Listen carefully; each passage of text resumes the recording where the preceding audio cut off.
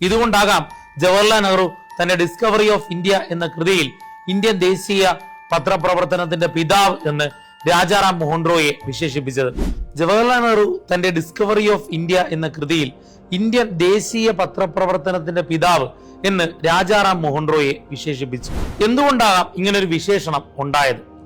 1823 ഇന്ത്യയിൽ ദേശീയ സമരങ്ങൾ തുടങ്ങുന്ന ആ കാലഘട്ടത്തിൽ ഇന്ത്യൻ ചരിത്രത്തിലെ ആദ്യ പത്ര നിയന്ത്രണം ഉണ്ടാകുന്നു.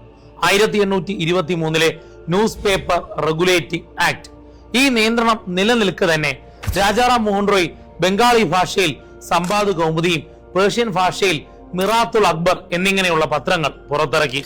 ഇതുകൊണ്ടാകാം ജവഹർലാൽ നെഹ്റു തന്റെ ഡിസ്കവറി ഓഫ് ഇന്ത്യ എന്ന കൃതിയിൽ ഇന്ത്യൻ ദേശീയ പത്രപ്രവർത്തനത്തിന്റെ പിതാവ് എന്ന് രാജാറാം മോഹൻ റോയിയെ വിശേഷിപ്പിച്ചത്.